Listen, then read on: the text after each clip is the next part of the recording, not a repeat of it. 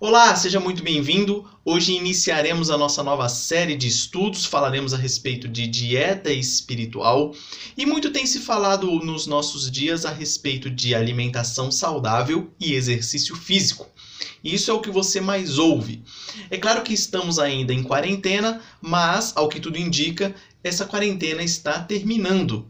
Muita gente nesse período ficou sedentária. Eu posso falar por mim mesmo, que eu fiquei muito sedentário nesse período. E o que eu ouço muito as pessoas falarem é que na hora que terminar essa quarentena, elas vão voltar a se alimentar melhor e a praticar atividade física. É visível, é notório, que a falta de exercício físico e a falta de uma alimentação saudável causa sérios danos ao nosso corpo. Isso é claro e notório. Porém, o que não é tão claro assim, ou melhor, o que pouca gente diz, é que nós também precisamos nos alimentar adequadamente e praticar exercícios espirituais, para que a nossa saúde espiritual não seja abalada, não seja abatida. Hoje nós iniciaremos uma nova série aqui, falando a respeito disso, de dieta espiritual. Nós utilizaremos como base essa revista chamada Dieta Espiritual, que foi escrita pelo pastor da Igreja Presbiteriana de Pinheiros, o pastor Arival Dias Casimiro. E o que vai acontecer aqui? Nós falaremos primeiramente a respeito da dieta, como você faz para se alimentar espiritualmente, e depois como você faz para exercitar, para ficar aí com a sua alma, com seu espírito fortalecido e pronto para qualquer dificuldade, qualquer problema que tiver. O versículo base que utilizaremos para a nossa aula de hoje está lá no Evangelho de Lucas, capítulo 18, versículo 7, onde daqui a pouco nós leremos. Muito se diz que a vida cristã é como uma maratona. É uma maratona, é uma corrida que cansa, que deixa a gente esgotado, cansado, abatido muitas vezes. Só que eu não compararia a vida cristã a uma maratona, não. Eu compararia ao pentatlo militar. Se você nunca ouviu falar, vai ficar sabendo agora.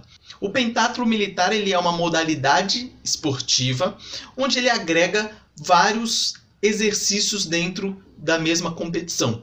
Ali você vai ter corrida de obstáculos, você vai ter corrida na água, você vai ter tiro, você vai ter lançamento de granada, etc. Então é uma modalidade muito cansativa e é uma modalidade que exige muito do físico e do psicológico do atleta. Essa é a comparação que eu faço para a vida do cristão. A vida do cristão ela é recheada de problemas, de dificuldades, de coisas que exigem que você tenha uma vida espiritual fortalecida. E não se engane, não é porque você é um cristão que você não vai ter problemas. Vai ter problemas sim. Jesus nos disse que aqui teríamos aflições e a história da igreja cristã não nos deixa enganar. Desde o início até hoje nós vemos problemas, dificuldades, perseguições e tudo mais. E o que nós podemos fazer para remediar isso? Nós podemos nos alimentar e nos exercitar espiritualmente. Então essa série de vídeos que nós faremos será dividida da seguinte maneira. Falaremos a respeito das alimentações, que são a oração, a palavra, a adoração, o serviço e a mordomia. Todos esses são alimentos espirituais. Depois nós temos os exercícios espirituais, que são o quebrantamento, influência, resistência, empreendimento, relacionamentos na igreja, paciência, integridade e jejum. São esses 8 exercícios e esses 5 alimentos. Hoje nós começamos a falar da base. É a oração. É o alimento da oração. Sem a oração, você não tem mais nada. A oração ela é o alimento base de uma vida espiritual saudável. Lá em Lucas 18, versículo 7, que é a passagem que nós utilizaremos como base da nossa lição de hoje, vai dizer lá: havia em certa cidade um juiz que não temia a Deus nem respeitava homem algum. Havia também naquela mesma cidade uma viúva que vinha ter com ele dizendo: julga minha causa contra o meu adversário. Ele, o juiz, por algum tempo, não a quis atender, mas depois disse consigo: bem que eu não temo a Deus, nem respeito a homem algum, todavia, como esta viúva me importuna, julgarei a sua causa, para não suceder que por fim venha a molestar-me. Então disse o Senhor: considerai no que diz este juiz iníquo. Não fará Deus justiça aos seus escolhidos, que a ele clamam dia e noite, embora pareça demorado em defendê-los? Digo-vos que depressa lhes fará justiça. Contudo, quando vier o Filho do Homem, achará porventura fé na terra? Essa é a passagem que trata do juiz iníquo. E nós estamos falando de oração. Então, afinal, o que é orar? Orar é falar com Deus. Simplesmente assim. É você conversar com Deus. Tem muita gente que superestima a oração e outros que ignoram muitas coisas da oração. Uns acham que a oração deve ser uma coisa muito complexa e se sentem com medo de fazê-la, e outros levam como se não fosse nada, algo mecânico, algo que sem importância, como se não tivesse um Deus infinito e santo ouvindo ele. Então, primeiro ponto, orar é falar com Deus. Orar também é pedir. Orar é importunar, perseverar, humilhar-se na presença de Deus. É render-se à vontade de Deus. É não aceitar as injustiças da vida e do mundo como algo natural e comum. Esse último ponto é interessante nós fazermos aqui uma observação. Por que orar é não aceitar as injustiças da vida e do mundo? Porque uma pessoa que não aceita as injustiças que temos no mundo, ela vai ser uma pessoa de oração. Porque ela precisa orar. É o único socorro que a pessoa vai poder pedir contra as injustiças da vida e do mundo é através da oração ao Deus eterno infinito. Caso contrário, ela vai pedir socorro a quem não pode ajudar, vai pedir ou vai direcionar a sua fé para coisas que não fazem a menor diferença, e com isso ela vai cada vez mais se afundando no desespero. A oração, ela produz nutrição espiritual. Grandes servos de Deus foram pessoas de oração. Então, quando a gente observa grandes servos de Deus, a primeira coisa que nós observamos na vida desse pessoal é que eles eram pessoas de oração. Isso desde o início lá na Bíblia até os dias de hoje. Eu separei aqui alguns poucos exemplos, mas nós temos diversos exemplos disso. Por exemplo, Daniel. Daniel está lá no livro de Daniel, capítulo 6, versículo 10, diz: Daniel, pois, quando soube que a escritura estava assinada, entrou em sua casa e em cima, no seu quarto, onde havia janelas abertas do lado de Jerusalém, 3 vezes por dia se punha de joelhos e orava e dava graças diante do seu Deus, como costumava fazer. Então aqui nós temos Daniel 3 vezes ao dia orando como costumava fazer. Então Daniel foi um homem de oração. Esse é o exemplo que eu separei do Antigo Testamento. O segundo exemplo que eu tirei está lá em 1 Tessalonicenses, capítulo 3, versículos 9 e 10, onde o apóstolo Paulo diz: Pois que ações de graças podemos tributar a Deus no tocante a vós outros, por toda a alegria com que nos regozijamos por vossa causa, diante do nosso Deus, orando noite e dia, com máximo empenho, para vos ver pessoalmente e reparar as deficiências da vossa fé. Aqui está o apóstolo Paulo e ele tem diversos exemplos dele dizendo que ele orava dia e noite. Nós também temos o exemplo de Jesus Cristo, que orava incessantemente. E um exemplo um pouco mais moderno, aqui já para o século XVI, John Knox, que ele orava mais de 6 horas por dia. Na época dos reformadores, nós tínhamos vários exemplos de pessoas que oravam muitas horas. Martinho Lutero, por exemplo, era um desses, dentre outros. Primeiro, nós falamos o que é oração. É falar com Deus. Ponto 2. Quando e como nós devemos orar. Lá em Salmos 55:17 já nos dá o alerta de quando. Sabe quando nós devemos orar? Sempre. Sempre. Está lá. À tarde, pela manhã e ao meio-dia farei as minhas queixas e lamentarei, e ele ouvirá a minha voz.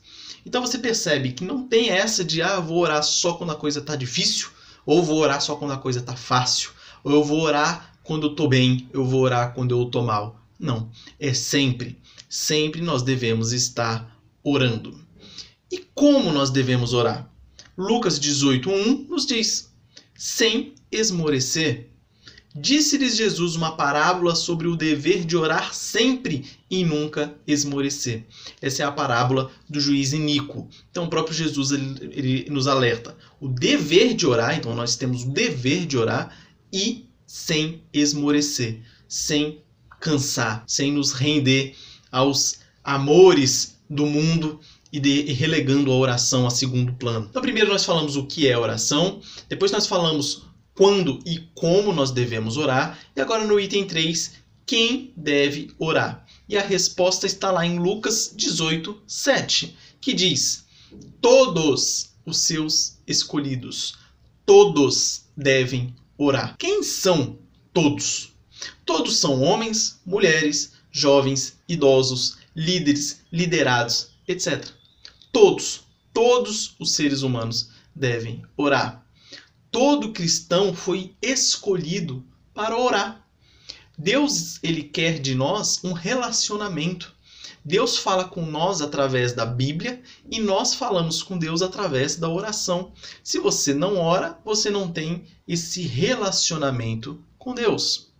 A primeira reunião da igreja após a ascensão de Jesus Cristo foi uma reunião de oração. Está lá em Atos, capítulo 1, versículos 12 a 14. Então, voltaram para Jerusalém, do monte chamado Olival, que dista daquela cidade tanto como a jornada de um sábado. Quando ali entraram, subiram para o cenáculo onde se reuniam Pedro, João, Tiago, André, Filipe, Tomé, Bartolomeu, Mateus, Tiago, filho de Alfeu, Simão, o Zelote e Judas, filho de Tiago. Todos estes perseveravam unânimes em oração, com as mulheres, com Maria, mãe de Jesus, e com os irmãos dele. Aqui nós temos o relato de todos perseverando unânimes em oração. Item 4. Por que devemos orar? Primeiro, porque é um mandamento. Está lá em 1 Tessalonicenses capítulo 5, versículo 17, que diz: orai sem cessar. Aqui é um imperativo, é um ore sem cessar. É uma ordem. Você está recebendo uma ordem para que você mantenha um relacionamento com Deus. Então, primeiro, é um mandamento. Segundo, é uma necessidade. Lá em Lucas 11, 9 a 10 vai dizer: por isso vos digo, pedi e dar-se-vos-á. Buscai e achareis. Batei e abrir-se-vos-á. Pois todo o que pede recebe, o que busca encontra, e a quem bate abrir-se-lhe-á. Aqui é o próprio Jesus Cristo falando. Então, é uma necessidade nossa orar.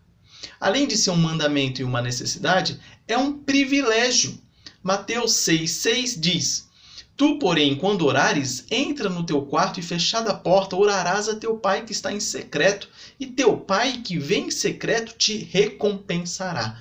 Olha que privilégio que nós cristãos temos de podermos entrar nos nossos quartos, fechar as portas e orar e falar diretamente e ter a certeza que Deus está ouvindo a nossa oração. Olha que privilégio maravilhoso. Então você tem o porquê orar, porque é um mandamento, é uma necessidade, é um privilégio. Por isso que nós devemos orar e orar muito. Além disso, é um meio de graça. É um meio de sermos abençoados espiritualmente. Mateus 26:41 vai dizer: vigiai e orai, para que não entreis em tentação. O espírito, na verdade, está pronto, mas a carne é fraca. Então, a oração evita com que nós entremos em tentação. Se nós não estamos orando e não estamos mantendo um relacionamento com Deus, nós fatalmente ficaremos fracos espiritualmente, mais suscetíveis às tentações. E outro porquê do nosso dever de orar. Porque Deus responde às nossas orações. Se Deus responde às nossas orações, por que não orar? Ezequiel, capítulo 4, versículo 12 a 15, diz: o que comeres... Deixa eu explicar aqui antes, para não causar nenhum problema aí na hora que eu for ler esse versículo. Até hoje, no Oriente Médio, o pessoal usa esterco para fazer combustível, para fazer fogueira, vamos fazer assim, ou às vezes ligar fogo e tudo mais. Mas eles usam esterco de animais. Então eles usam como um produto ali altamente combustível, pega fogo muito fácil. Se você já trabalhou na roça ou tem conhecimento disso, você vai se lembrar aí que às vezes você coloca um monte de esterco para fazer adubo e às vezes sai até fogo ali do meio daquela quantidade de esterco na hora da decomposição. Então até hoje no Oriente Médio o pessoal utiliza esterco de animais para fazer as suas alimentações, acender o fogo para se alimentarem. E aqui Deus está falando diretamente com Ezequiel, ele disse: o que comeres será como bolos de cevada, cozê-lo-ás sobre esterco de homem. Então aqui você vê que Deus colocou uma humilhação muito grande, que era para que Ezequiel demonstrasse, ele passando pelo problema, pela humilhação, o que o povo passaria. Então ele estava ali representando isso. Então por isso que Deus falou para ele cozinhar os alimentos dele, preparar os alimentos dele sobre esterco de homem. Aqui está a mudança. E ele fala, à vista do povo. O povo todo vê isso. O povo ia ficar, logicamente, horrorizado com aquela situação. Mas a intenção era essa mesmo. Disse o Senhor: assim comerão os filhos de Israel o seu pão imundo entre as nações para onde os lançarei. Então disse eu, aqui Ezequiel dizendo, então disse eu, Senhor Deus, eis que a minha alma não foi contaminada, pois desde a minha mocidade até agora nunca comi animal morto de si mesmo, nem dilacerado por feras, nem carne abominável entrou na minha boca. Então Deus lhe disse: deite esterco de vacas, em lugar de esterco humano. Sobre ele prepararás o teu pão. Ezequiel, capítulo 4, versículos 12 a 15. Então aqui você percebe Deus atendendo a oração do seu servo na hora, no automático. Deus deu uma ordem para ele, você vai cozinhar o seu alimento sob esterco humano. E ele fala, Senhor, eu nunca me contaminei com isso. Me livra disso, por favor. E Deus fala, tá bom. Então utiliza esterco de vaca. Então você percebe que Deus responde às nossas orações. Só que, é claro, da forma como Ele quer que as coisas sejam feitas. Pode ser que a sua resposta de oração não seja o que você está pedindo. Pode ser que é alguma coisa melhor, mas que você só vai entender lá na frente. Então, Deus responde às nossas orações e isso é mais um dever que nós temos de orar. Agora nós temos outro exemplo de que Deus atendeu a oração do seu servo, mas aqui já não foi tão imediato. O que entendemos de Ezequiel é que foi na hora. Aqui o que nós entendemos é que passou muito tempo. Então Lucas, capítulo 1, versículos de 11 a 13, vai dizer: e eis que lhe apareceu um anjo do Senhor. Aqui o anjo do Senhor apareceu para Zacarias. Um anjo do Senhor em pé à direita do altar do incenso. Vendo Zacarias, turbou-se e apoderou-se dele o temor. Disse-lhe, porém, o anjo: Zacarias, não temas, porque a tua oração foi ouvida, e Isabel, tua mulher, te dará à luz um filho, a quem darás o nome de João. Então aqui Zacarias, com a sua esposa Isabel, que já eram idosos, teriam um filho, que é aqui o João Batista, aquele que antecederia a vinda de Jesus Cristo. Então o que nós entendemos é que a oração de Zacarias foi atendida, mas ao que tudo indica, pode ser que essa oração demorou muitos anos para serem atendidas. Afinal, eles eram um casal de idosos e receberam aqui a bênção de serem pais de João Batista já no final da vida deles. Mas foi atendida. Então, é mais uma demonstração de que nós devemos orar. Agora chegamos no último tópico, o tópico 5º, onde nós teremos aqui algumas dicas de aprender a orar. Como é que eu faço para orar? Então, primeiro ponto, não ore para aparecer. Muitas pessoas, elas querem orar para aparecer para os outros.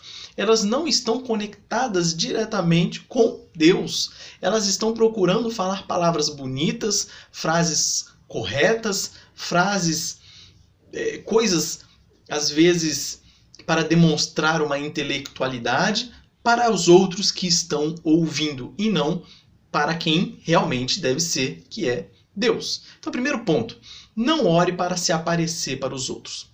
Esse é o primeiro ponto importante. Depois, a sinceridade ela é mais importante do que palavras bonitas e corretas teologicamente. Então, a pessoa fazer uma oração sincera a Deus demonstra muito mais do que ela usar palavras bonitas, mas vazias. Ou ela usar doutrina teológica corretíssima, mas que não passam de palavras soltas ao ar. Então a sinceridade na oração ela é essencial. Quando Jesus Cristo ele ensinou a oração do Pai Nosso, nós temos ali as lições que nós devemos tirar para orar. Então ele inicia a oração falando a respeito de relacionamentos entre Deus e nós, meus irmãos. Pai nosso que estás no céu, santificado seja o teu nome. E aí você tem esse relacionamento. Depois nós temos as responsabilidades, que é honrar o nome de Deus, declarar o seu senhorio e submeter-se à sua vontade. Pai nosso que estás no céu, santificado seja o teu nome. Venha o teu reino, seja feita a tua vontade, assim na terra como no céu. Então aí você tem essas responsabilidades. E por fim, os pedidos, necessidades diárias, perdão e livramento espiritual. O pão nosso de cada dia nos dai hoje, perdoa as nossas dívidas, assim como nós perdoamos aos nossos devedores. Não nos deixe cair em tentação, mas livra-nos do mal, pois teu é o reino, o poder e a glória para sempre. Amém. Então aqui nós temos uma estrutura de uma oração que você pode utilizá-la. Você começa nessa exaltação a Deus, ou nesse relacionamento entre Deus e nós, aqui faz essa relação, depois você agradece, você pede e você encerra, sempre em nome de Jesus. Em João 14, 13 e 14, nós temos um resumo de oração ali, que você pode ler na sua casa. Então lá nós teremos que orar é pedir ao Pai, orar é pedir em nome de Jesus, está lá em Efésios 1, 3. Orar é pedir por tudo, está em Filipenses 4, 6. Porém, a motivação deve ser santa. Não adianta você orar e pedir para ficar milionário porque você quer mostrar para os invejosos que você pode as coisas, por exemplo. Isso é um absurdo. E olha que tem gente que faz isso. Ou alguém te passou uma rasteira na vida e você pede para orar para que você possa se vingar dessa pessoa. Não. As motivações das suas orações elas devem ter um motivo santo. Continuando, orar é pedir com fé. Está lá em Salmos 66, 20. Orar produz resultado. Salmos 115, 1 e 2. Qual a conclusão que nós chegamos? Primeiro, oração é o primeiro alimento para o nosso crescimento espiritual. Então não vamos desprezar esse privilégio que temos de poder nos relacionar com Deus. 2. O Espírito Santo te ajuda a orar. Está lá em Romanos 8, 26. Também o Espírito, semelhantemente, nos assiste em nossa fraqueza, porque não sabemos orar como convém, mas o mesmo Espírito intercede por nós sobremaneira, com gemidos inexprimíveis. Terceiro ponto, terceira conclusão que nós chegamos. Todos devem orar. Quarta conclusão. Uma das evidências de um convertido é seu desejo de orar. Se a pessoa se diz convertida e não tem desejo de orar, alguma coisa está errada. Então não tem como a pessoa ser uma cristã verdadeira e não ter desejo de orar. Ficar dias sem orar. Não dá. Tem que rever os seus conceitos aí. Às vezes ela está sendo uma cristã apenas nominal. Só para dizer que é.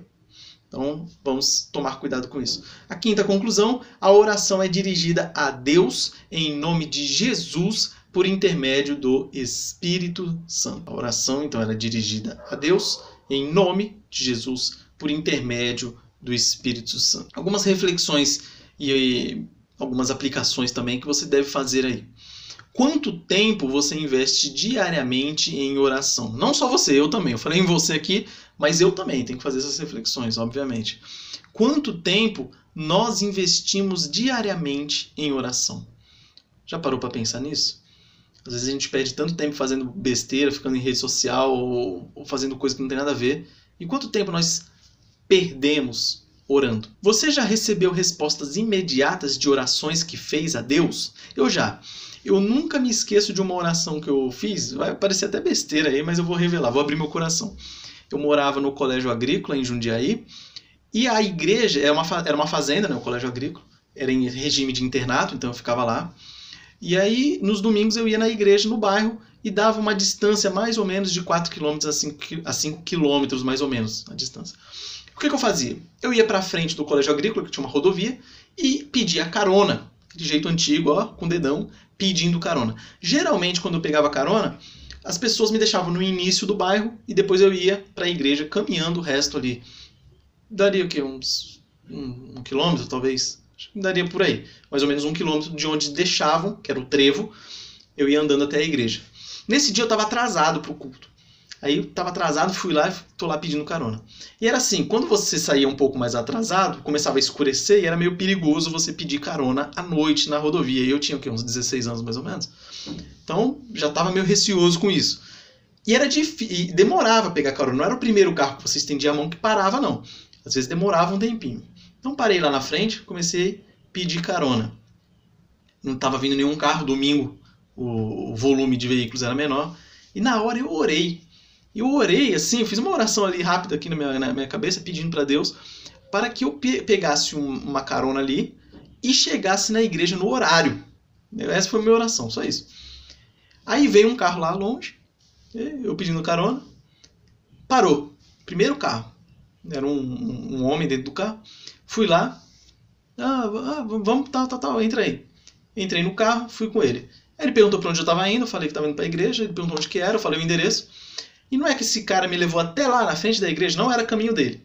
Ele me deixou na frente da igreja, cheguei lá no horário, faltando uns 2 minutos ainda para o culto. E essa oração sempre me marcou. Depois eu tenho diversas outras, mas essa aí sempre me marcou. Porque é uma das que eu mais me recordo, assim, que foi assim, foi tiro e queda, foi na hora. Orei, pum, chegou e foi atendida. Mas pense com você aí se você já teve alguma oração que foi atendida assim, no VaptVupt. Ou às vezes demorou um pouco, mas foi atendida também. Quando ora, você percebe alguma diferença na sua vida espiritual? Eu sim. Quando eu oro, eu sinto diferença na minha vida espiritual. Parece que eu estou mais fortalecido. Faça um teste. O teste ao contrário pode ser feito também. Por exemplo, perceba quando você não ora, como parece, dá a impressão que está faltando alguma coisa no seu dia, por exemplo. Já aconteceu comigo já. Eu ficar sem orar o dia, chegar à noite e falar, nossa, eu não orei hoje. E aí eu sinto que está faltando alguma coisa. Então, faça essa pergunta para você. Quando você ora, você percebe alguma diferença na sua vida espiritual? E por fim, você já tentou orar depois de pecar?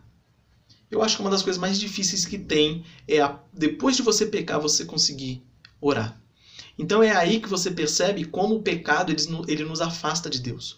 E Deus é um Deus santo e nós pecadores. Nós sentimos vergonha, depois de nós pecarmos, de nos dirigir a Deus.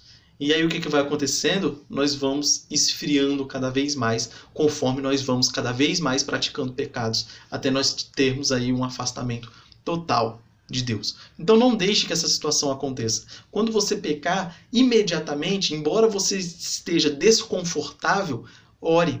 Ore. Deus, ele é misericordioso. E quando nós nos arrependemos dos nossos pecados, ele é fiel e justo e ele nos perdoa. Então, pecou? Ora. Não espere passar um tempo. Ore na hora e busque mudar e não praticar mais o pecado.